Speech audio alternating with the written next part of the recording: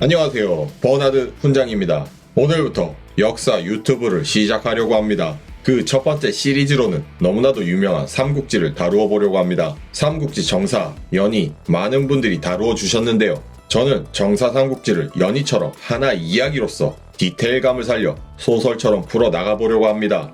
오늘은 그 첫 시작으로 후한의 상황에 대해 간략히 짚고 넘어가 보겠습니다. 삼국지의 시작을 알리는 황건의 난이 일어나기 전 후한의 상황은 어땠을까요?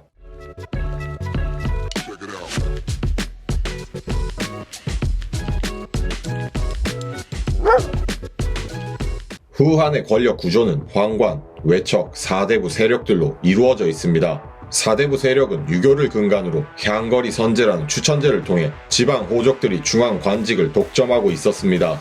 이들은 도덕적으로 우월한 집단이라며 본인들을 청류파라고 칭했습니다. 반대로 지방 호족 출신이 아닌 경우에는 탕류라고 칭하며 무시했습니다. 이들은 유교를 앞세워 황권 확대에 대한 견제적 역할을 수행했습니다. 이에 대항하여 황제는 황권 강화를 위해 자신의 측근 세력들인 환관과 외척에 힘을 실어주며 황권을 강화했습니다. 외척과 환관은 사대부들과는 달리 지방 호족이 아니더라도 될 수 있었습니다. 당시에 권력을 얻으려면 이 세력 중 한 군데에 속해 있어야 했습니다. 하지만 환제와 영제 시절에 일어난 당고해금 사건을 거치면서 사대부들과 외척 세력이 와해되었으며 환관 세력이 독보적인 일강체제로 거듭납니다. 당고해금이란 간단히 말씀드리면 외척과 사대부들이 손을 잡고 환관을 몰아내려다가 역공맞고 많은 사대부들이 관직을 박탈당하면서 죽거나 서인으로 신분강등이 되며 외척 세력도 힘이 약해지는 계기가 된 사건입니다.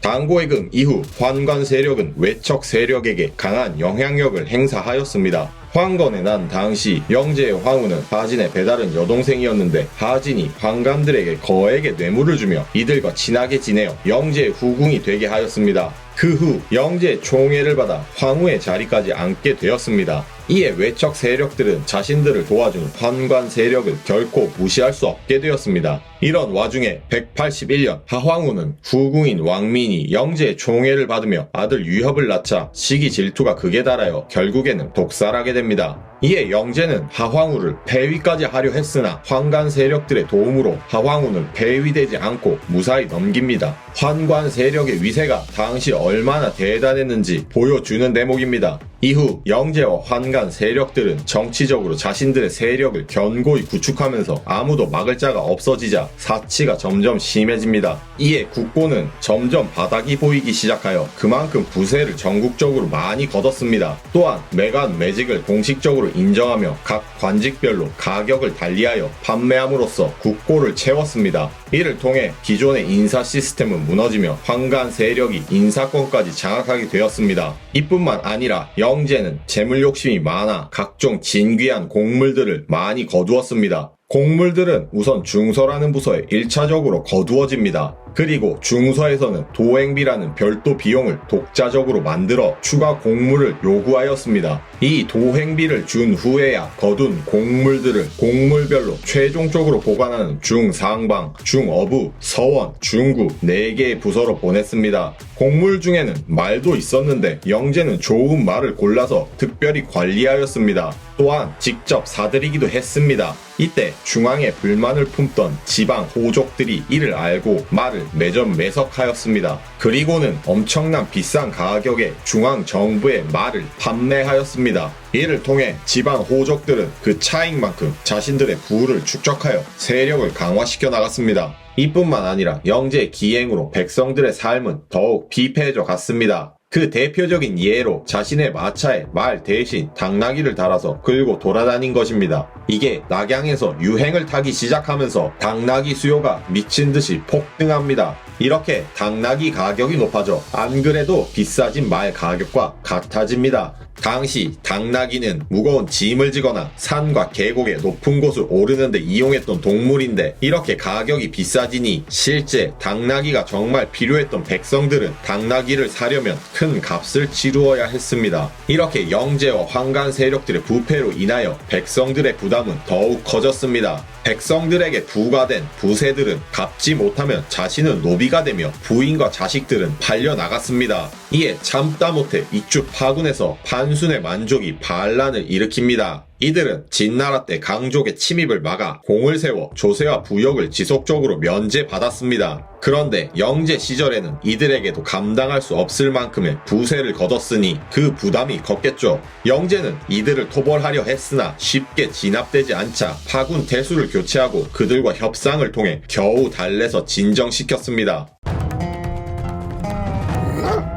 이런 혼란스러운 시대 상황 속에서 장각이 등장하게 됩니다. 장각은 기주 거록 사람으로 노자를 받들어 섬기며 태평도라는 도교 일파를 만들어 스스로를 대연 양사라 칭하였습니다. 태평도는 주로 주술적인 부분을 많이 강조하였습니다. 주문과 부적을 통해 사람들의 병을 고친다고 하며 교리를 전파했습니다. 병이 낫지 않으면 병든 사람에게 무릎 꿇고 본인의 죄를 뉘우치며 머리 숙여 절하도록 하였습니다. 여기서 진짜 병이 나은 사람에게는 장각은 신이 되는 거죠. 또 낫지 않더라도 속죄하여야 한다고 믿음을 강요하며 자신을 따르게 하였습니다. 그 결과 10여 년 동안 8개 주에서 수십만 명의 교도들을 보유하게 되었습니다. 장각은 자신의 세력이 커지자 방이라는 중간 관리자들을 만들었습니다. 대방은 만여 명, 소방은 약 7,000명으로 이루어져 있었습니다. 여기에서 더 나아가 음양 오행서를 근간으로 한 왕조를 무너뜨릴 계획을 세우게 됩니다. 창천은 이미 죽고 황천을 세워야 하니 갑자년에 천하가 크게 길할 것이니라 라고 주장을 하죠. 새로운 체제를 만들 것이고 자신들이 황천이라고 주장을 한 것으로 해석할 수 있습니다. 교도들은 낙양의 관청 문과 주와 군의 관부에 백토로 갑이라는 글씨를 쓰며 나라를 뒤집어 엎을 준비를 시작합니다. 183년 대방을 이끄는 마원이 등은 형주와 양주에서 교도들을 모아서 기주의 업에 집결시킵니다. 그리고 마원이는 낙양으로 가서 일부 황관들과 내통하며 장각의 계획을 진행하였습니다. 당시 태평도의 인기가 어느 정도였냐면 각 구은과 현에서도 장각이 바른 길로 가르치며 감회한다고 말하면서 백성들에게 추천까지 했습니다. 한나라말 사회에 큰 영향력을 가진 종교였습니다. 아무튼 이렇게 나라 체제를 무너뜨릴 꿈을 꾸었지만 인생살이 계획처럼 되지 않는 법입니다. 184년 장각 제자 중 한 명이 배신하고 조정에 밀고 하여 이 계획이 발각됩니다. 이에 영제는 마원이를 거열형에 처하고 조서를 내려서 장각을 신봉하는 무리들을 적발해서 수천 명을 주살합니다. 또한 장각 토벌을 명하죠. 궁지에 몰린 장각 등은 도망을 준비하면서 전국에 있는 교도들에게 당장 일시에 일어나라고 명령을 내립니다. 이에 각 주에 있는 교도들이 일시에 황색 2권을 두르고 명에 따라 봉기하였습니다. 이것이 바로 우리가 알고 있는 삼국지의 시작인 황건의 난인 것이죠. 장각은 자신을 천공장군, 동생들인 장보, 장양은 각각 지공장군, 인공장군이라 칭하며 지역 관부를 불태우고 군과 읍을 약탈합니다. 이 과정에서 교도는 아니었지만 한나라 정부에 불만이 쌓일 대로 쌓인 백성들도 황건에 합류하게 되어 그 규모는 더욱 커졌습니다. 이에 조정에서도 황건에 대항하여 외척 세력인 하진을 대장군으로 삼아 토벌을 준비합니다. 이 과정에서 노식, 황보숭, 주준 등이 황건 토벌에 참여하게 됩니다. 이후 황건의 난이 어떻게 진행되는지는 다음에 계속 알아보도록 하겠습니다.